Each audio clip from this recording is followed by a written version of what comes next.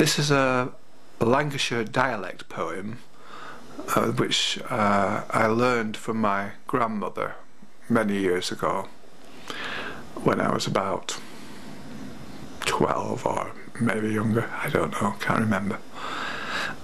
So forgive me if I get it slightly wrong, but this is it. A Partin Do. Now it's sad to think what weary words a hasty temper makes, what smiling faces torn to friends, and what kind words it checks. For troubles, goodness knows, poor folk have often quite to do. What we for in tantrums, it's a foolish thing to do. And what with factory work and thornly duties after that, life's nobbut gloomy at its best. And there's mony a lass and lad striving hard to save a bit, till passion spoils the pleasures and makes all the comforts flee. Ah well, such like things do happen up and down every day, and gossip as they camp discuss it the regular way. It may be fault at wife or at husband acting like a fool, but whatever roused been o'er, it often ends in a Partin Do. Nay, I've heard a furish buzz to tell it nay, and been to try, or two young folk as parted all through colour of a tie. A finer lad than Ned or Jones they said they'd never known, and Nancy, Ned's wife, had cheeks like roses newly blown. In a snug little cottage o'er their own they lived content a while, and mony came to see him gave a kind word and a smile. Have you heard they chaffed o'er at wedding and built mony a hopeful scheme, till passion put a damper on one neat to love's sweet dream. Who see in a shop window summat nice which caught her eye, so in who went and bolted a brand new shaded silken tie. Ned took Kiddo and Wiggly, and like an honest wife should do, he showed Ned our new necktie, thinking as he'd like it too.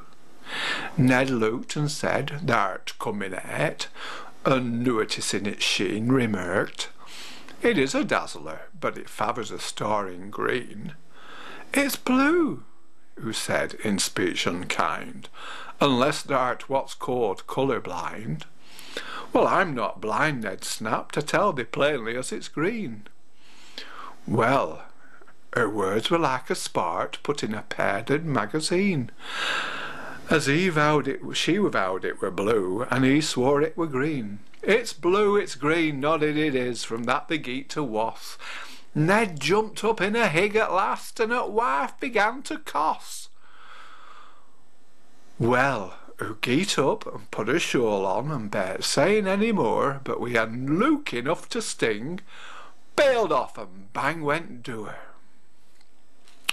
Soon who told her troubles to her sister and her mam, and vowed afore who'd live with him again, who'd beg her clan. Well, worn and weary looking it there sat lonesome Ned. He'd rued or bother as he'd caused, and couldn't go to bed. Till midnight clock was striking, his thoughts went all to her, and his poor brain were moithered, badly wondering where who war. Had who done summat at hersel that filled his mind with gloom? He couldn't sleep, say he tried, warned he fain when morning coom. He geet up and put kettle on to make himself a cup of tea, and tried in vain to hum a tune to drive his cares away. Well, just then he heard a knock at door, and said, "Who's outside there, pray?" And a voice outside replied, "How were the missus yesterday?" "Me missus," said Ned, wondering, "and where has me woman been?" "I've been yon at me mother's, come on, be sharp and let me in." "And what have I warned?" "Well, I'll go and come no more." "Well, go," says Ned, but as he heard a star away front door, he suddenly unlocked it, and bright tears shone in his een. He said, "Tell us, Nancy, Is that necktie blue or green? Well, it's what thou wants to call it. Ned of this felt gay and leet. He said, well, come on in first, Nancy, for it's nobbut cold in street. Who come in for a sackless, Ned soon kissed her and who smiled, and before it bell rung for working, both were reconciled.